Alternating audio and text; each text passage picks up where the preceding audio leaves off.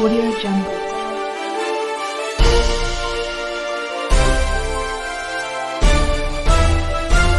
Audio Jungle. د ابوظبي مشر شهزاده ولی عهد محمد بن زاید د 3 کلن افغان عامر داود چې د خپل مور پلار سره ابوظبي بشري کیمپ کې میشت دی د سرطان د علاج دپاره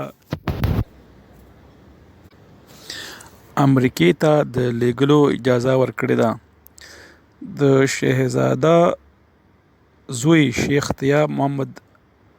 طیاب بن محمد د بشري کیمپ ډایرکټر سره د کوچني پوښتنې او نورو میشتو افغانانو سره لیدل کتل کړي دي او د ماشوم د علاج په اړه یې ډاډګیرنه ورکړې ده.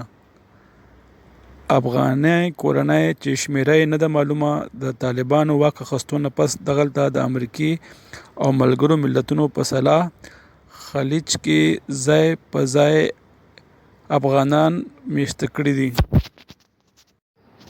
د متحده عرب اماراتو ډیپلوماتو د ملل متحده امنیتي کونسل پر څوکو د خپل کار پرانیستنه وکړه او وایي چې دوی د برطانیې او روسیې په منځ څوکۍ نیولې دي چې د څوکو جوړ شوی ترتیب چې د انګریزي تهجد سره سم شوی دی برابریږي. دوی ژمنه کړې چې په سیمه کې د امنیت، سوکالۍ او ګډ ملي نظام پرمختګ دپاره به هلې ځلې روانې ساتي.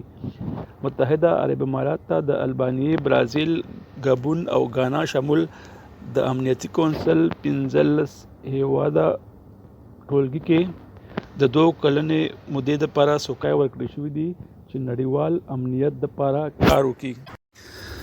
د دوبۍ ځینې پوهنتونونه وایي چې درسي استادان چې د کووډ د ناروغۍ له امله پوهنتون ته نشي راتلی د دوی تشه د زده کوونکو میندو او پلارانو چې درسي تمرین لري پوره کړې ده.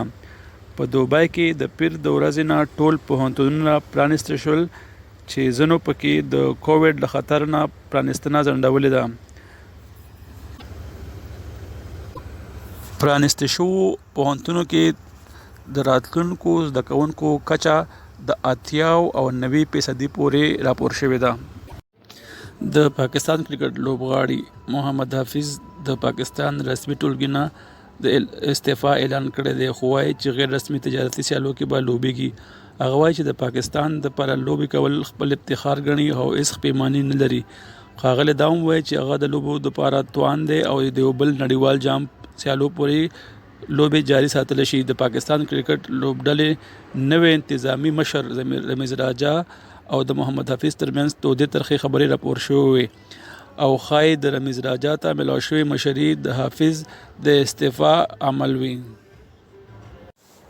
د امریکې کولراډو ایالت ګورنر د کیوبا سره تعلق لرونکی د لارۍ ډریور چې کال 2019 ټرافیکي حادثه کې 3 کسان مړو او نور ډیر ټپیان شوي وو یو 13 کلنه سزا 10 کلونو کې بدله کړې ده. 26 کلن روګل اګولیرو میریډو د سزا کمولو په خاطر د 1 ملیون نه زیاتو خلکو په ګډه عدالت ته د سزا د کمولو په خاطر وړاندې کړې وې چې پکې د ټي وي ډرامو هنرمنده کیم کاردشیان هم شامله وه. میریډو په سړک ولاړ ګاډي په خپل لرګونه ډک لاری وهل او عدالت کې په خپله صفایۍ کې د ګاډي بریک ماتېدو پیښه کابل وښایو چې وکیلانو جره کې دغه دعوا غلطه ثابته کړه. د وکیلانو ډریور په سړک جوړه اوږده پټه پرېښوه چې ګاډو ته مکینیکي مشکلاتو کې ودرولو دپاره جوړه شوې وه او د ګاډو منځ کې خپل چالان چې بې کنټروله و او پر خطره روانو جاري وساتو. جج د خپلې فیصلې اورولو په وخت وویل چې هغه مجبوره دی چې د ټولو خطاو لږه سزا ورکړي چې شمیر یې 110 کلونو ته ورسېدو. د کولراډو ایالت ډریورانو هم د میریړو په حق کې اواز پورته کو او د دغه ایالت کې د کار بدلولو غواخونه اوچت کړل.